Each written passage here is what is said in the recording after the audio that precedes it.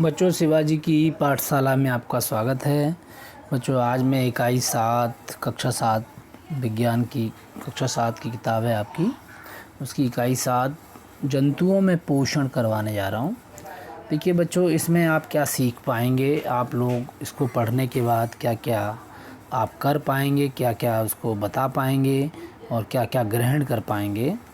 देखिए, यहाँ पे सबसे पहली चीज़ है, पोषण की आवश्यकता क्यों होती है, चाहे वो जंतु हों चाहे वो पौधे हों उनको।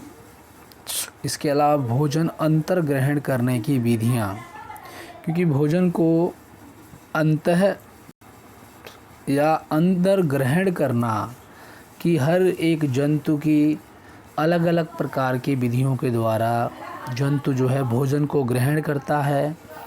मानव में पाचन तंत्र क्या है, मानव में पाचन किस प्रकार से होता है, जो भोजन को वो ग्रहण करता है उसको किस प्रकार से पाचन होता है उसका शरीर में, उसके बारे में आपको बताया जाएगा। घास खाने वाले जंतुओं में पाचन किस प्रकार से होता है उसके बारे में बताया जाएगा।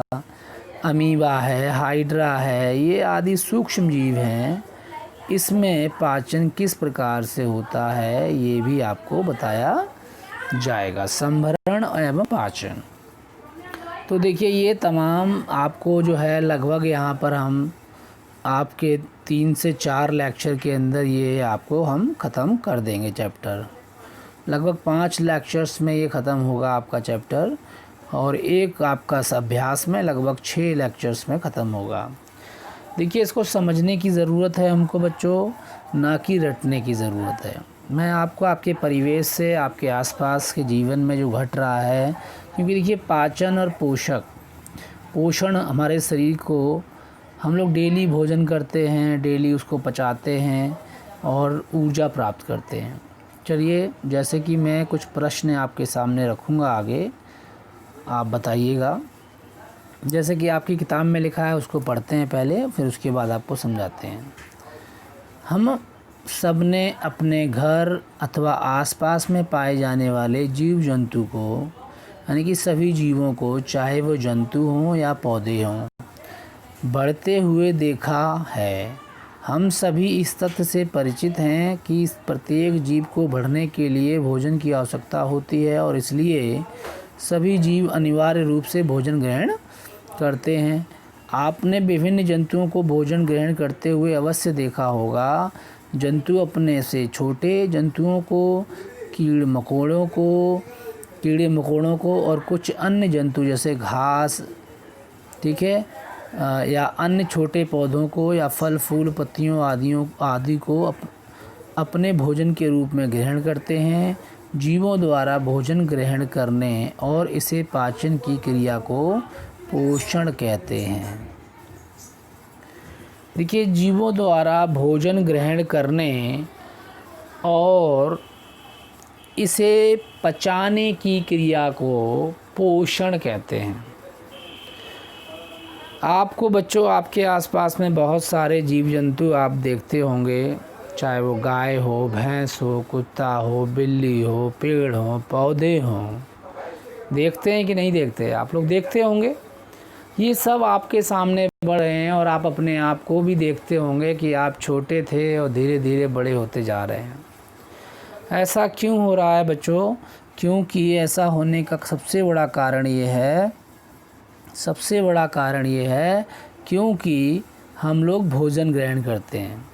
यदि हम लोग भोजन ग्रहण ना करें तो हम छोटे के छोटे ही रह जाएंगे, और हमें बीमारी, एक तरह से हम कद में बढ़ नहीं पाएंगे, यानी हमारी ग्रोथ नहीं होगी। तो कहने का मतलब, भोजन जो हम लोग करते हैं वो कहीं ना कहीं से हम जंतुओं से या फिर पौधों से ज़रूर प्राप्त करते हैं, चाहे वो दालें हों, सब्जियां हों, फल हों, फूल हों।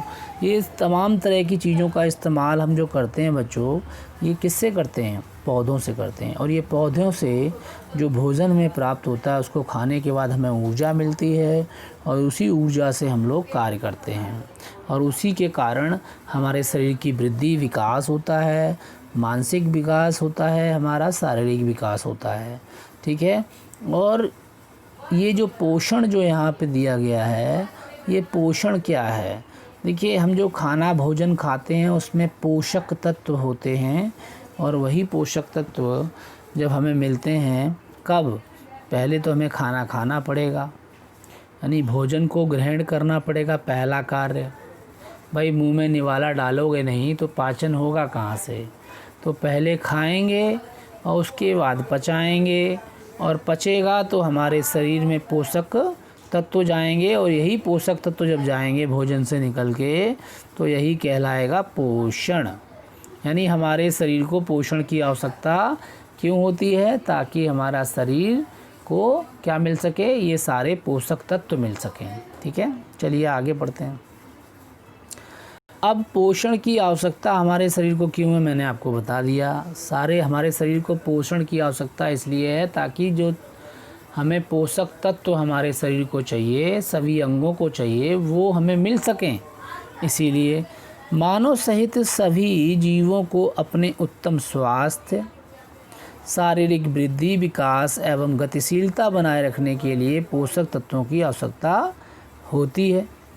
भाई क्या किस किस की, शारीरिक वृद्धि, स्वास्थ्य बनाए रखने के लिए, नहीं तो बीमार पड़ जाएंगे नहीं भोजन करेंगे तो, विकास करने के लिए, और गतिशीलता बनाए रखने के लिए, मतलब हमारे बौद्धिक विकास के लिए। हम लोग चलते हैं, एक स्थान से दूसरे स्थान तक जाते हैं तो गतिशीलता भी करते हैं, तो इसके लिए भी हमें ऊर्जा की ज़रूरत होती है, तो इसके लिए भी हमें भोजन की ज़रूरत होती है।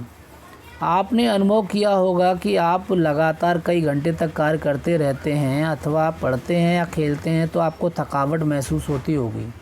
यदि बच्चों लगातार आप पढ़ते रहें 1 घंटे 2 घंटे 3 घंटे, तो कैसा लगेगा आपको, आप कहीं ना कहीं थक जाएंगे, सभी लोग थक जाते हैं। उसके बाद हम लोग क्या करते हैं, पानी पीते हैं, ग्लूकोन डी पीते हैं, भोजन करते हैं, फिर हमें बहुत तेज़ भूख भी लगती है। ऐसा क्यों होता है बच्चों, दरअसल विभिन्न कार्यों को संपन्न करने में हमारे शरीर की जो ऊर्जा होती है बच्चों, वो खर्च हो जाती है। इसी कमी को पूरा करने के लिए आप भोजन की आवश्यकता महसूस होती है, मतलब आप भोजन की आवश्यकता महसूस होती है आपको। अपनी खोई हुई ऊर्जा को पुनः प्राप्त करने के लिए हम क्या करते हैं, अपने भोजन में रोटी खाते हैं, दाल खाते हैं, चावल खाते हैं, घी, सब्जियां, फल इत्यादि, ये सब लोग हम ग्रहण करते हैं, है ना। और उसमें भी सबसे ज़्यादा क्या खाते हैं, आलू, चावल, दाल खाते हैं। ठीक है, क्योंकि आलू से और हमें चावल से सबसे ज़्यादा ऊर्जा प्राप्त होती है। हमें अपने भोजन के माध्यम से सभी आवश्यक अवयव प्राप्त होते हैं। जैसे रोटी चावल से क्या मिलता है बच्चों, कार्बोहाइड्रेट मिलता है। रोटी और चावल से क्या मिलता है, कार्बोहाइड्रेट। मैंने आपको बताया था रोटी गेहूं के आटे से बनती है, और चावल जो है इनमें आपको कार्बोहाइड्रेट की मात्रा बहुत होती है, जिसके कारण आप पूरे दिन ऊर्जा आपको प्राप्त होती है और आप काम कर पाते हैं। दाल से हमें प्रोटीन मिलती है बच्चों, और प्रोटीन की आवश्यकता क्यों है, यदि आप छोटे हैं और आप प्रोटीन नहीं खाएंगे तो आपका कद नहीं तेज़ी से बढ़ेगा। कि देखिए, कार्य करने के लिए तो ऊर्जा चाहिए, लेकिन बढ़ने के लिए प्रोटीन चाहिए। तो यदि आप नहीं खाएंगे दालें, यदि आप प्रोटीन वाली चीज़ें नहीं खाएंगे, तो आपके शरीर की वृद्धि नहीं होगी, कहीं ना कहीं आपका कद नहीं बढ़ पाएगा जिस तरह से बढ़ना चाहिए। ठीक है, आपकी कोशिकाएं, आपके ऊतक, उनमें वृद्धि जिस तरह से होती है, वो बढ़ते हैं, तो वो सब भी नहीं हो पाएंगे। घी और वसा जो हम लोग खाते हैं, उससे भी हमें ऊर्जा की प्राप्ति होती है। और फल सब्जियों खाना बहुत ज़रूरी है। इनमें सब में क्या होता है, विटामिन्स होते हैं और मिनरल्स यानी कि खनिज पदार्थ होते हैं, खनिज लवण होते हैं। खनिज पदार्थ और विटामिन्स यदि हमारे शरीर को नहीं मिलेंगे तो बच्चों हम बीमार पड़ जाएंगे, हमारे रोगों से लड़ने की क्षमता बहुत कम हो जाएगी। इसलिए हमें फल सब्जियां भी बहुत खाना ज़रूरी है।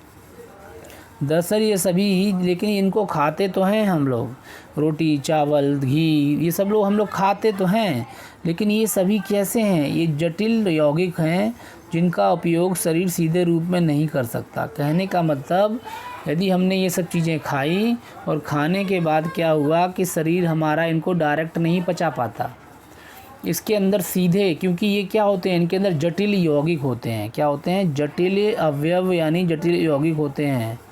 और ये शरीर में जाने के बाद क्या होते हैं, ये पहले टूटेंगे यानी सरल होंगे, यानी कि जटिल से ये किससे बदल जाएंगे, जटिल से ये सरल में बदल जाएंगे। ये किस में बदल जाएंगे, सरल पदार्थों में खंडित होंगे।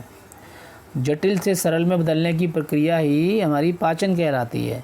तो वही कह रहा है, इसलिए इन्हें सरल पदार्थों में खंडित करना तथा पाचन योग्य बनाना आवश्यक है। जटिल एवं अघुलनशील खाद्य पदार्थों के सरल एवं घुलनशील खाद्य पदार्थों में टूटने या परिवर्तन होने के पूरे प्रक्रम को पाचन कहते हैं। कितना आसान शब्दों में इन्होंने लिखा है कि देखिए, ये तो जटिल हैं और अघुलनशील हैं। जो हम लोग खाते हैं ये एक तो जटिल होते हैं और दूसरे पानी में अघुलनशील होते हैं। ये घुलते नहीं हैं, लेकिन ये हमारे शरीर में जाने के बाद हमारे शरीर में बहुत तरह के पाचक तत्व जो रस होते हैं, जिसको हम पाचक रस बोलते हैं, जो हमारे पाचन में बहुत ही मदद करते हैं, उनकी सहायता से ये सरल में टूटते हैं और फिर घुलनशील खाद्य पदार्थों में, यानी सरल और घुलनशील खाद्य पदार्थों में टूट जाते हैं। और ये जो प्रक्रिया होती है, यानी कि जटिल एवं अघुलनशील खाद्य पदार्थों से सरल और घुलनशील खाद्य पदार्थों में टूटने की जो ये प्रक्रिया है, इसी को ही हमारा शरीर करता है। और इसी को जो हमारा शरीर करता है, इस पूरे प्रक्रिया को तो पाचन तंत्र कहते हैं, लेकिन जो प्रक्रिया होती है, जो प्रक्रम होता है, उसको हम पाचन बोलते हैं। क्या कहते हैं, पाचन। इसमें बहुत तरह के अंग हमारे काम करते हैं, वो हम आगे पढ़ेंगे, आपको पढ़ाएंगे कि हमारे शरीर का पाचन तंत्र किस प्रकार से काम करता है। हम जो भोजन खाते हैं वो वास्तव में जाता कहाँ है पहले, और उसके बाद उसका पाचन किस प्रकार से होता है। बच्चों, बहुत ही इंटरेस्टिंग है ये चैप्टर, बड़ा मज़ा आएगा आपको, क्योंकि हम लोग डेली भोजन खाते हैं लेकिन हमें पता ही नहीं है। भोजन खा लिया, हम जानते नहीं हमने खाया तो उसका हुआ क्या शरीर में। इसीलिए ज़्यादातर यदि हम बीमार पड़ते हैं या कुछ हम लोग हमारे डाइजेशन सही नहीं रहते, हमारे दिक्कत होती है, पेट में दर्द होता है, तो कहीं ना कहीं खाने का तरीके के बारे में हम लोग नहीं जानते, जो कि हमारी बीमारी का कारण कहीं ना कहीं बन जाता है। मेरे प्यारे बच्चों, देखिए आगे अब हम लोग पढ़ते हैं। इस प्रकार पोषण प्रक्रिया के दो भाग हैं। देखिए, पाचन होगा तभी आपको पोषक तत्व मिलेंगे। जैसे मैं आपको बताता हूँ, आपने मान लीजिए घी खाया, दूध पिया, मेरे प्यारे बच्चों, आपने दाल खाई और आपके शरीर में इनको पचाने की क्षमता नहीं है, तो बच्चों ये पचेंगे नहीं और आपके शरीर में रहेंगे और आपको नुकसान पहुंचाएंगे। इसीलिए हम जब ये पच जाएंगे तो इनके अंदर से, देखिए, दाल में से प्रोटीन निकलेगा, दूध में से आपको बहुत सारे विटामिन्स मिलेंगे और घी से आपको वसा मिलेगा। और ये सब जब मिल जाएंगे तो आपके ब्लड में जाएंगे, खून में। और जब ये कब जाएंगे बच्चों, जब पाचन होगा, यानी कि जटिल यौगिकों से, जटिल अघुलनशील यौगिकों से जब ये सरल घुलनशील यौगिकों में टूट जाएंगे, और जब इनका पाचन हो जाएगा तो इनसे मिलेंगे पोषक तत्व। क्या क्या मिलेंगे, कार्बोहाइड्रेट मिलेगा, प्रोटीन मिलेगा, वसा मिलेगा, है ना, ये सब मिलेंगे। और इसके अलावा विटामिन्स मिलेंगे, मिनरल्स मिलेंगे, ये सब मिलेंगे। लेकिन बच्चों मिलेंगे जब हम भोजन को ग्रहण करेंगे और हमारा भोजन पच जाएगा। ठीक है, तो देखिए, पोषण प्रक्रिया के दो भाग हैं। सबसे पहली बात, पोषण जो मिलेगा हमें, पोषक तत्व जो हमें मिलेंगे, चाहे वो पोषक तत्व कार्बोहाइड्रेट हो, प्रोटीन हो, वसा हो, विटामिन हो, वो सब दो भाग हैं उसमें। पहला तो ग्रहण, जिसको हम बोलते हैं अंतर्ग्रहण। क्या बोलते हैं, यानी अंदर ग्रहण करना। और दूसरा होता है पाचन। ये दो जो हैं वो मेन हैं हमारे किसके, पोषण प्रक्रिया के भाग हैं। यानी पोषण के लिए सबसे पहले हमें भोजन करना पड़ेगा, खाना पड़ेगा, दूसरा उसको पचाना होगा हमारे शरीर को। ये नहीं खाते गए पचाने की क्षमता नहीं है तो कहानी नहीं चलेगी। पचाना भी ज़रूरी है, शरीर का सिस्टम सही होना ज़रूरी है। तो इसीलिए भोजन प्रक्रिया के दो भाग हैं। अब पहली विधि के बारे में हम लोग बात करेंगे, फिर उसके बाद पाचन के बारे में बात करेंगे। ठीक है, तो जो भोजन ग्रहण करने की विधि जिसको हम बोलते हैं, वो सब जीवों में अलग अलग है ना। अंतर्ग्रहण की विधियां अलग अलग हैं। चलिए एक एक करके चर्चा करते हैं। आप जानते हैं कि मानव सहित अन्य विकसित जंतुओं में भोजन का अंतर्ग्रहण मुख द्वारा होता है। देखिए हम लोग जो भोजन करते हैं मुंह के द्वारा या मुख के द्वारा करते हैं। किसके द्वारा करते हैं?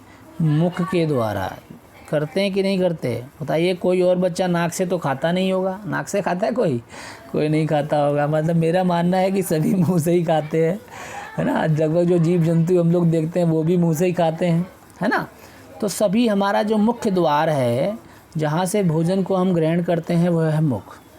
आइए अपने आसपास अन्य जंतुओं का अवलोकन करें। देखें भाई, हमारे आसपास जो और जंतु हैं वो कैसे खाते हैं। चींटी है, मक्खी है, केंचुआ है, गौरैया है, मेंढक है, ये सब लोग कैसे भोजन खाते हैं। चलिए भाई देख लेते हैं। क्या इनके शरीर में इस कार्य के लिए विशेष अंग होते हैं? मक्खी, मधुमक्खी, तितली आदि कीटों में मुखांग विशेष प्रकार के होते हैं। देखिए मक्खी है, चाहे वो मधुमक्खी है, चाहे वो तितली हैं, इसके अंदर क्या होते हैं? मुखांग होते हैं, विशेष प्रकार के होते हैं इनके। यानी मुख का जो अंग है वो विशेष प्रकार का है इन सब के अंदर, ठीक है, उसको मुखांग बोला जाता है। इसी प्रकार टिड्डे के पैने मुखांग होते हैं। मधुमक्खी, तितली आदि के लंबी नलिका वाले समान संरचना भोजन ग्रहण करने में सहायक होती हैं। देखिए अब हम आपको समझाते हैं। ये जो मुखांग होते हैं ये अलग अलग प्रकार के हैं। जो टिड्डा होता है उसमें पैने होते हैं बहुत। मधुमक्खी के अंदर और तितली के अंदर ये लंबी नलिका होती है। जब ये क्या करते हैं, ये मधुमक्खी है या आपकी तितली है, ये आपकी इसमें लंबी नलिका समान संरचना एक जैसी होती हैं। ये क्या करती हैं मधुमक्खी, जब पुष्प पे बैठती हैं तो आप देखना वो उसमें अपनी नलिका जैसी जो मुखांग होता है उसको पुष्प में डालती हैं और वहाँ से क्या लेती हैं, वहाँ से रस को लेती हैं और उसी रस को अपने छत्तों में ले जाती हैं, ठीक है। तो ये क्या होता है, भोजन ग्रहण करने में सहायक होती हैं। तो आपने देखा मधुमक्खी में और तितली में अलग तरह का, मधुमक्खी तितली में एक जैसी संरचना है और टिड्डे में पैने मुख होते हैं, मुखांग होते हैं, ठीक है। अब देखिए औरों में भी हम इसी प्रकार से देखते हैं। सरीसृप वर्ग के जंतु जैसे छिपकली है के दांत मुड़े और नुकीले होते हैं। यानी छिपकली के दांत होते हैं कैसे, मुड़े और नुकीले होते हैं, मुड़े हुए दांत होते हैं। इनमें चबाने वाले दांत नहीं पाए जाते, यानी कि मुड़े हुए दांत होते हैं, ये चबा नहीं सकती हैं छिपकलियाँ। ऐसी प्रकार से आपका सांप है, ये चबा नहीं सकते हैं। क्या करते हैं ये लोग, ये डायरेक्ट भोजन को निगल जाते हैं, ठीक है, निगलते ही है ना। कहीं देखा आपने चबाते हुए इनको? नहीं देखा। स्तनधारियों में दांत काटने, फाड़ने और चबाने के अनुरूप होते हैं। देखिए स्तनधारियों में सभी में जो होते हैं वो क्या होते हैं, काटने, फाड़ने। हम जैसे हम ही लोग हैं, हम लोगों में काटने के दांत अलग हैं, फाड़ने के दांत अलग हैं, चबाने के दांत अलग हैं, है ना। सब दांत अलग अलग हैं। अभी आगे हम पढ़ेंगे इसी चैप्टर में कितने प्रकार के दांत होते हैं हमारे। हम आपको ट्रिक विधि के द्वारा आपको पढ़ाएंगे, आप भूलेंगे नहीं कभी भी। पक्षियों में दांतों के स्थान पर चोंच होती है। भाई पक्षियों में तो चोंच ही होगी, उनमें दांत होते नहीं। और चोंच की आकृतियाँ अलग अलग होती हैं जो दाना चुगने, शिकार पकड़ने और फाड़ने के काम आती हैं। किसी की चोंच तोते की देखो नुकीली होती है, आगे मुड़ी हुई। किसी की चोंच एकदम जो है सूजे जैसी है। किसी की चोंच बहुत लंबी है कि वो जो खोद खोद के जो है किसको, दीवार में भी छेद कर दे, इतनी लंबी लंबी चोंचें। तो चोंच यदि आप देखें पक्षियों की ये अलग अलग मिलेंगी आपको, हर एक पक्षी की, तो वो उससे भोजन ग्रहण करती हैं, है ना। कुछ पक्षी जैसे बाज हैं, चील के पंजे पैने और मजबूत होते हैं। ये क्या करते हैं, जो भोजन को पकड़ने में सहायक होते हैं, तो ये पंजों से पकड़ लेते हैं कुछ पक्षियों को, जैसे बाज और चील के। और अब देखिए अमीबा जो होता है वो अति सूक्ष्म जीव है जिसको सूक्ष्मदर्शी की सहायता से हम लोग देखते हैं। ये किस प्रकार से अंतर्ग्रहण करता है, पादपों द्वारा। ये याद रखना है आपको। अमीबा जो है वो पादपों द्वारा क्या करता है, भोजन का अंतर्ग्रहण करता है। तो इसको ध्यान रखना है, अमीबा पाद, ठीक है। हाइड्रा